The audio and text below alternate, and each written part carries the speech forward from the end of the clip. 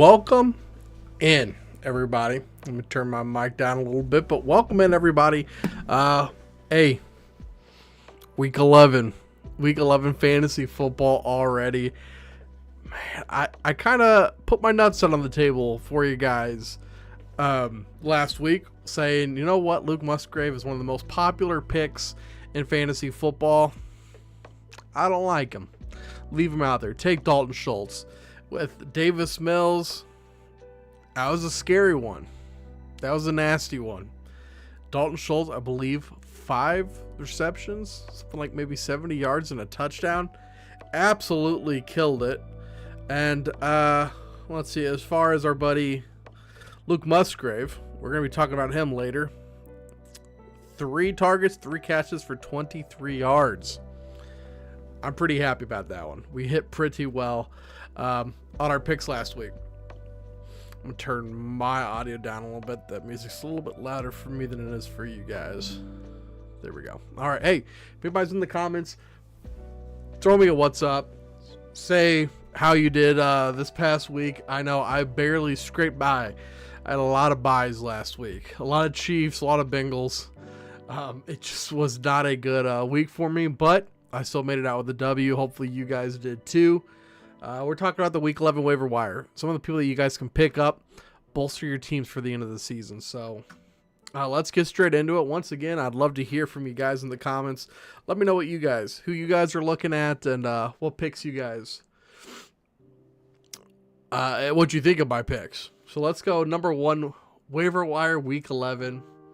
We've got J.J. McCarthy, quarterback from Minnesota. And I don't know if you guys watched the NFL show, spread pick show, Intentional Lounging. I am not a J.J. McCarthy guy. Not a J.J. McCarthy guy, not a Drake May guy. Not very popular when it comes to some of these young quarterbacks, but in fantasy, I think JJ is actually a pretty good play. We did bet against him to have less than 1.5 touchdowns against Detroit. Of course, he does. He has 2 touchdowns that week.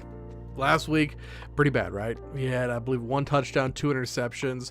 People are just crapping all over Jay Jetta on social media.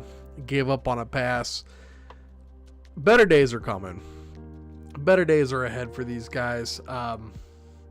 Looks like he plays Chicago this upcoming week that just got killed by Flacco. But I was writing about, and once again, if you want to see this whole article, it is available over on bettergreen.com.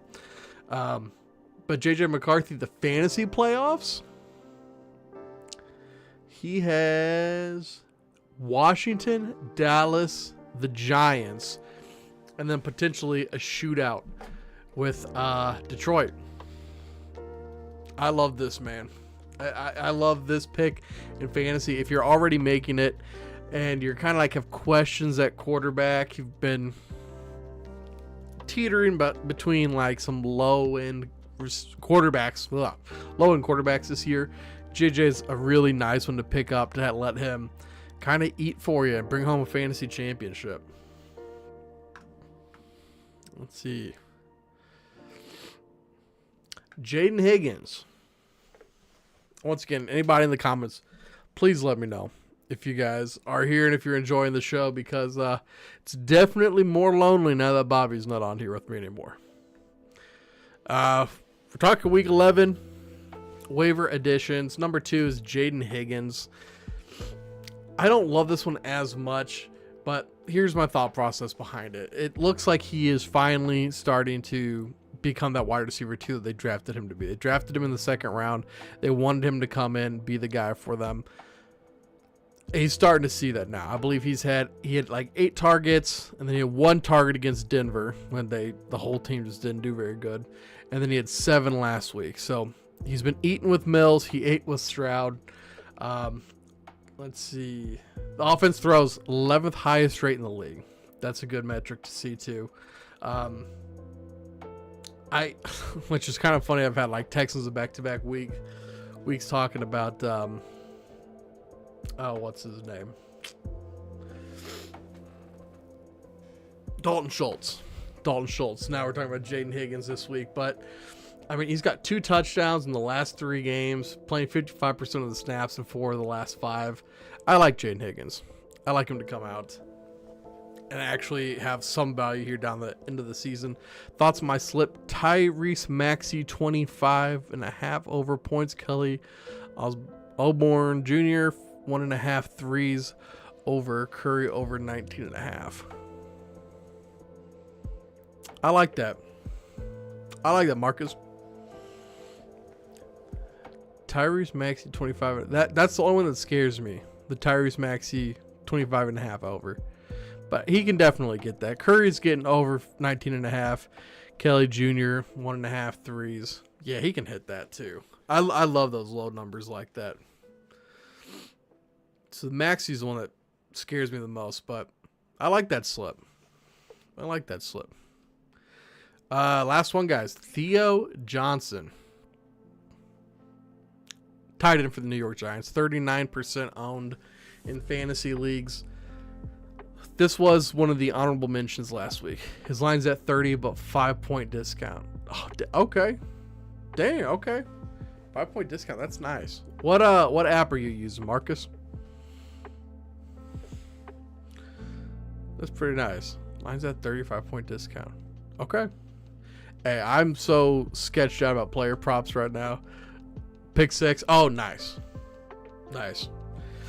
But I mean, probably everybody's on their P's and Q's. So if you're betting player props, now's probably actually the time to do it. Now that the FBI is sniffing around the NBA and the UFC, everybody's probably going to be on their best behavior. So I like that, man. Good luck to you tonight. I'm going to be keeping an eye on that for you. But Theo Johnson, man, he sits right outside the tight end 1 territory in total receptions with 33. Top 6 in red zone targets. Marcus Better followed on Twitch. Yes. Marcus, thank you, buddy. I appreciate that. I think that's our first little Twitch notification that we've got too. Thank you, my friend. But the thing I like about Theo is they've got a lot of injuries, and Tyron Tracy really hasn't taken that next step like I thought he would. Like everybody thought that he would after the injury to Scatabo. So now it's like Darius Slayton, Wandale, and Theo is definitely the red zone guy that Dart likes to go to. It is a little bit, there's some uncertainty with him now that Dable got fired. I wrote this before Dable got fired, and then I had to go back and fix that. But seeing 5 or more targets in 7 of his starts this season with Dart, he's just a reliable guy right now. And I know he's like his total receptions of 33, but his like targets are way better. His targets are way higher. Part of that was Russell Wilson the first couple of weeks, but the other part of that, Dart's just a developing quarterback. He's just a developing quarterback. Theo Johnson, he's not one of the stud tight ends, so he's going to drop some passes. He's not going to come down with some passes. It's just, I mean, shoot, we saw Kittle look great, but he's had quite a few games and passes that just get away from him. So I like Theo if you need a tight end and you missed out on Dalton Schultz last week. Some honorable mentions.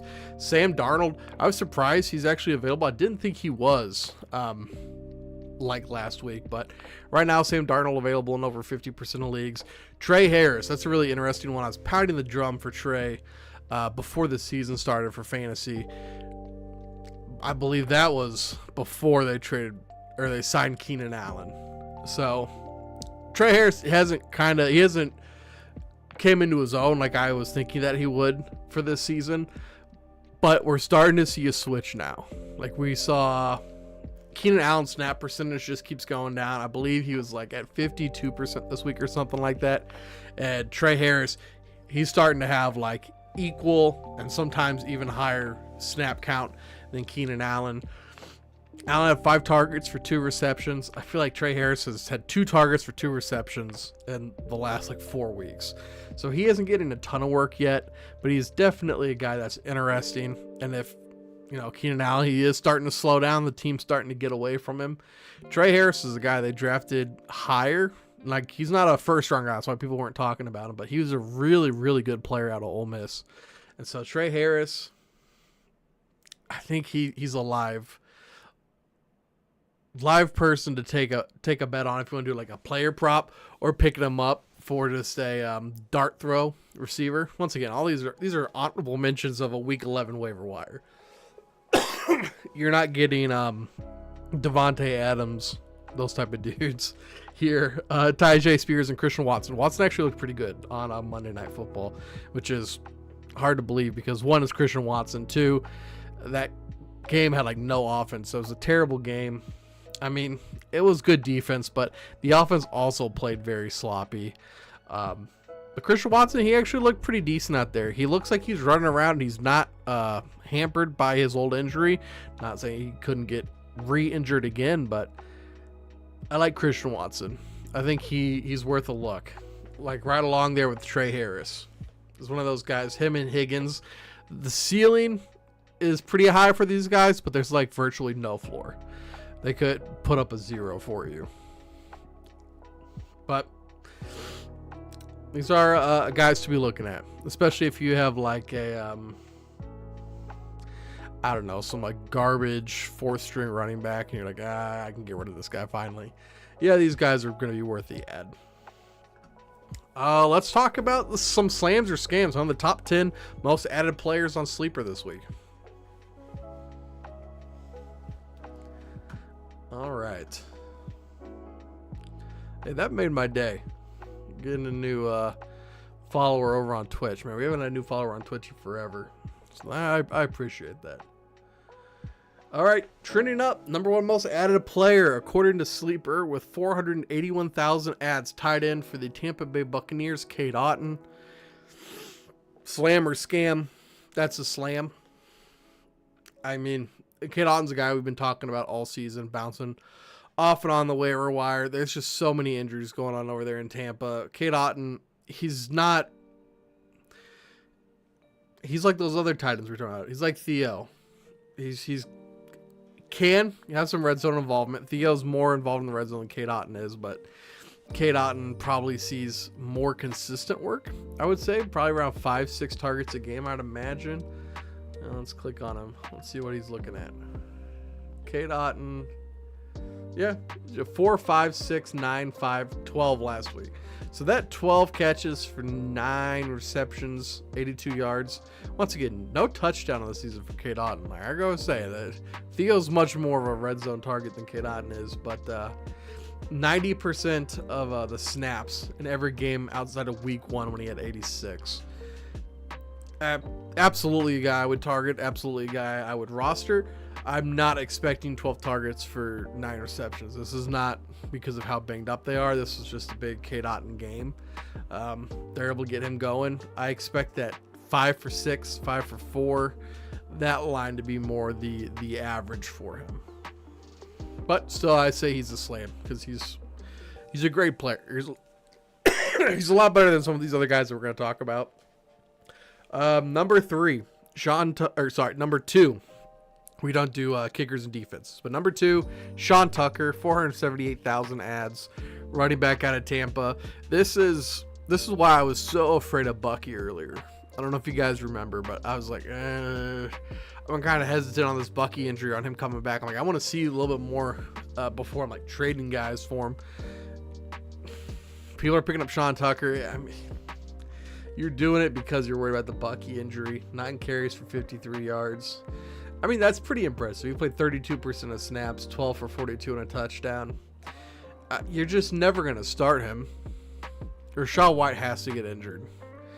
And then once again, Bucky can't come back for Sean Tucker to ever pay off for you. He's one of those guys that he's just going to take up a spot on your roster. And then that's going to be it, right? He'll take up a spot. You'll never start him. I don't like those guys. If I'm not ever going to start you unless the heaven and earth opens up, I'd rather wait on a high upside guy. I'd rather wait on one of those receivers. Number 3, 324,000 ads, Joe Burrow. Joey Ice is coming back. We don't know when he's coming back. They just opened up the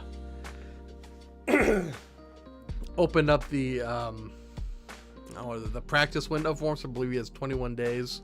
So he could come back. Shoot. I mean, I think technically he could be back this week, week 11. But I guess he could technically come back in week 13 or 14, Baltimore, Buffalo. So he'll be back probably for the fantasy playoffs. But, I mean, this is an obvious ad. If you need a quarterback and he's available, you have to take Burrow. There's no other option there. Fourth most added, Parker Washington, 301,000 ads, wide receiver for Jacksonville. I mean, he had 7 catches, or 7 targets, 3 catches, 33 yards and a touchdown. Yeah, I mean, I know people are in love with Parker Washington. He's just going to be so hit and miss. And I think part of that is they did just announce that our two-way boy is not going to be returning this season. He's going to have a season-ending knee surgery. So there's that, but they did just trade for Jacoby Myers. BTJ should be back this week. Parker Washington, I'm not picking him up. Jerry Jeudy is the next one, 5th most added, 295,000 ads. I'm kind of surprised. I mean, I get Jeudy went through a really bad stretch, but I'm a little surprised that so many people gave up on him. I think he was my DFS value of the week. He ended up, I said, out of the bye against a Jets team that just jettisoned all of their defensive stars. Thought he could have a good game. Look at that, 12 targets, 6 receptions, 78 yards, and a touchdown. Absolutely, I thought there were better days ahead. I think Dylan Gabriel will play better as the season goes on. Maybe Shedeur Sanders starts at one point, but Jerry Jeudy is still a wide receiver 1 in an offense. That counts for something. I feel like he is rosterable. So I am saying Jerry Jeudy's a slam.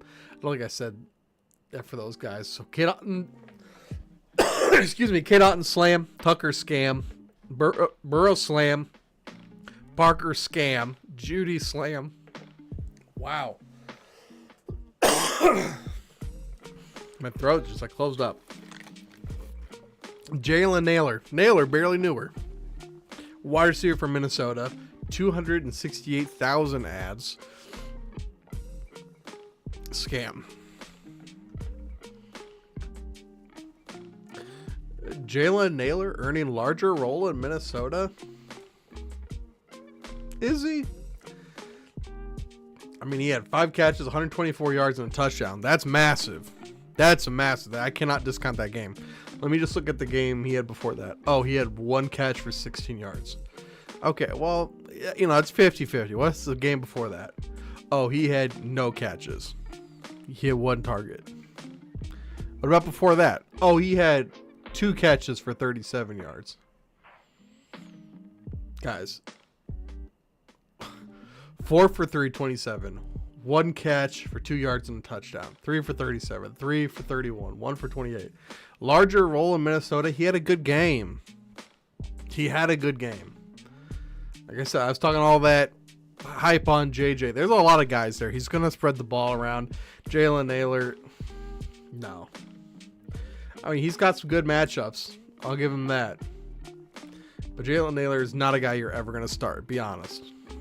Be honest. You're not going to start Naylor. Number 10, or number 8, Tyler Algier. Become a sneaky flex option. He's just so annoying, right? God, I hate these type of running backs. 11 carries, 57 yards, and 2 touchdowns. Okay. He's just vulturing touchdowns. But, I mean, okay.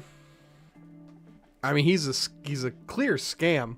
He had 0.6 points the week before that. He had 6 yards on 2 carries. Then he had 4 carries for 4 yards, 1 yard a carry for a touchdown. 4 for 16 yards, 10 for 32. Once again, guys, Algier, you're never going to start him. You don't want to start him. Algier is a scam. Flacco, obviously, I mean, if... what do I say about Flacco? Burrow's coming back. So this guy's just a rental. If you're picking up Burrow, if you're picking up Flacco, hopefully you have Burrow so you can just have that easy transition. But other than that, I mean, he's a temporary slam because you can play him until Burrow comes back.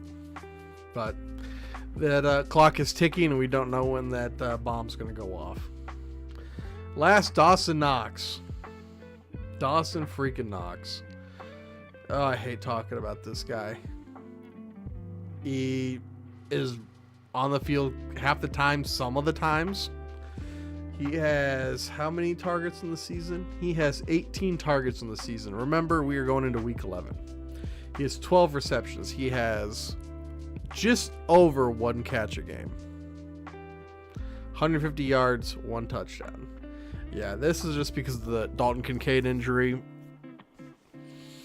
Bills look terrible. Bills look terrible against them. I don't want any part of Dawson Knox. They're going to spread the ball around. Might catch, like the game he did catch a touchdown. That was his only catch for 19 yards. So he has had 4 points, 3.9, 0, 0, 3.5, 8.9 his touchdown game. 2.5, 4, and 6.7. Nope. No part in Dawson Knox. No part in Dawson Knox at all. Finally, let's go on to the guys we talked about. The ones that maybe you could add to your team. Unfortunately, we had a lot of scams this week. But we talked about the guys that people were adding with the hopes of their teams turning around, getting better, taking that next step. But there is the other side of fantasy. These are the players that we drop. Players that maybe it's over too soon. They're gone before it ever really gets started. That's who we're talking about next. The guys, it's over. A lot of kickers and defenses to get us started. But number 1, Travis Hunter. I talked about him as the show started. Season-ending knee injury. Knee surgery, I should say. I mean, he was injured, but he's getting surgery now. So now it is official that he's not coming back. Travis Hunter drop. Absolutely agree with that one. Moving on. Isaiah Davis.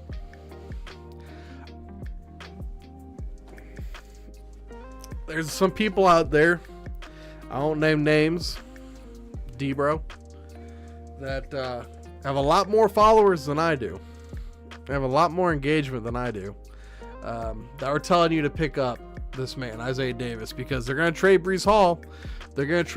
You got to pick up Isaiah Davis. Well, nothing happened, and now everybody's dropping him. It's just so easy. I warned you guys about this forever ago. Isaiah Davis, not... Okay, the thing was, either A, they don't trade Breece Hall, and he's still... like, he doesn't matter. Or B, they do trade Breece Hall, and this team is garbage, never scores. The defense is terrible. The offense is putrid. Like, 54 passing yards last week? Breece Hall was the offense. You think that Isaiah Davis is going to be the offense? No.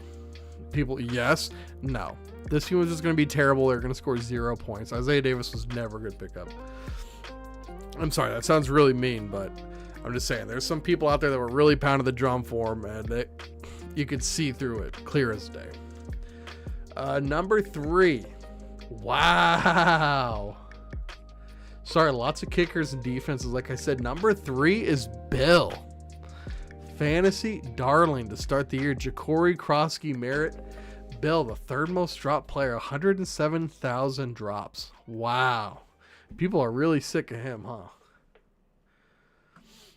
He had, 11 carries for 30 yards? This is one of those things. It's like...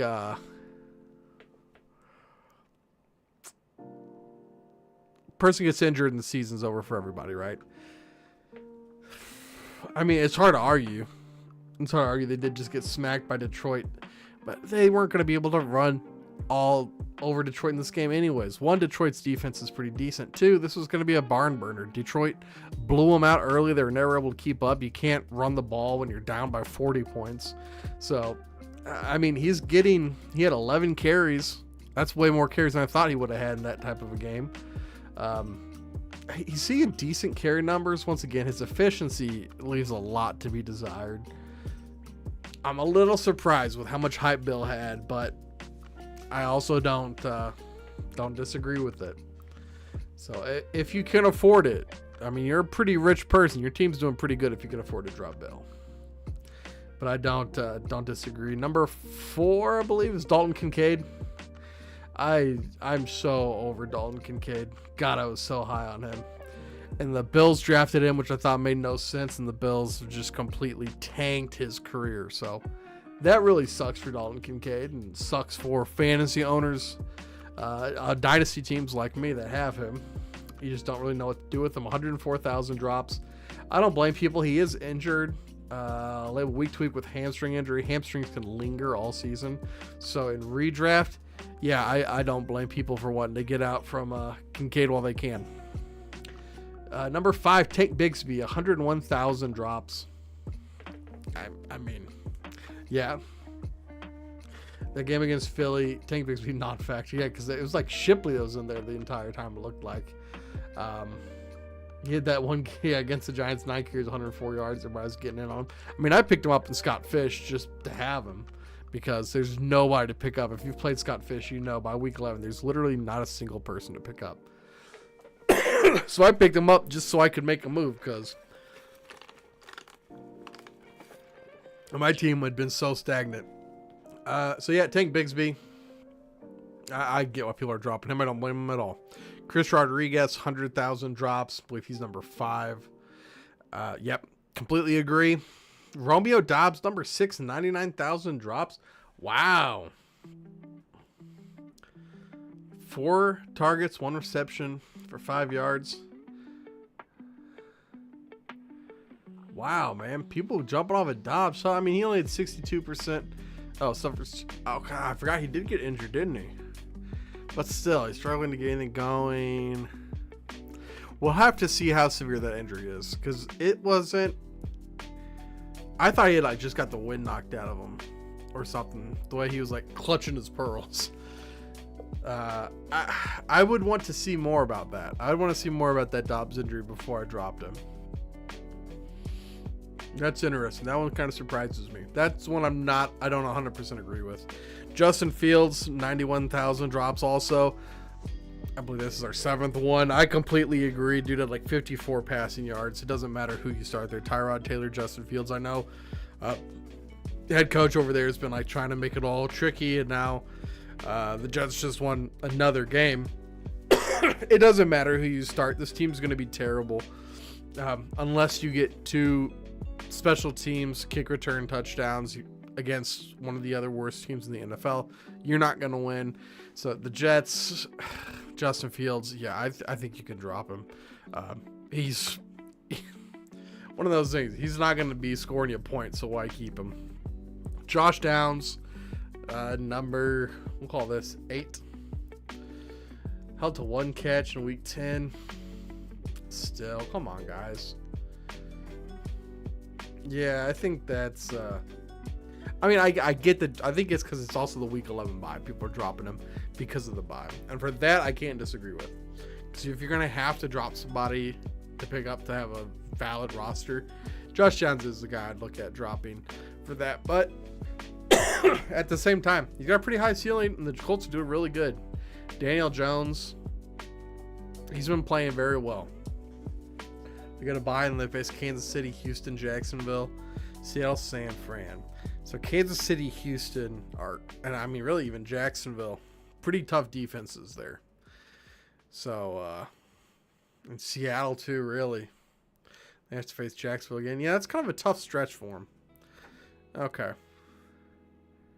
Yeah, I might drop him, and if I have good options, I might not pick him back up after the bye. Kyle Monangai, what happened? 7 carries for 28 yards and a touchdown. I get it. I get it. It's frustrating. DeAndre Swift's back, but man, seeing what he did against Cincinnati, which once again like 26 carries, 176 yards, no touchdown. That's kind of crazy, but I'm not dropping him. There's no way I'm dropping Kyle. If anything happens to Swift, which a lot has happened to Swift, we got to remember that. He's just steps right back into the conversation. Minnesota defense, average. Pittsburgh, they can run on Pittsburgh. Philly's tough. Green Bay's tough. Cleveland's tough. Green Bay again. San Fran.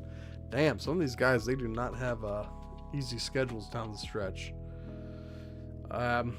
And then Ty Johnson will end on Ty Johnson. Sees 3 touches Sunday. Yeah, I mean, who had Ty Johnson rostered? That's crazy. Because he had a touchdown against the Chiefs and then 9 points. That's why. This dude's never on the field. Yeah, Ty Johnson's not someone that needs to be rostered in pretty much any format. All right, questions before I get out of here. Spend a little bit of time with the family. Questions, trade concerns, anything that you guys have for me, fantasy football related.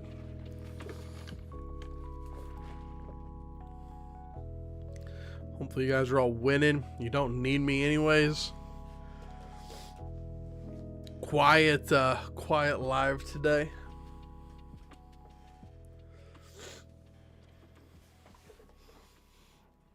I don't think so. I think we're all good. I apologize if anybody's typing something for me, but I don't think anything's coming my way. So I'm gonna hop off here, spend a little bit of time with my family, and then get back to it. Currently working on designing an app for Better and Green. I don't want to talk about it too much, but I am actually really excited with how it's turned out so far. It's turned out really good. So please, guys, if you haven't, make sure you do subscribe. Hang around, check out the channel. We'll be releasing that shortly. You know how development stuff goes. But thank you guys for watching. We'll see you guys next time. Peace, guys.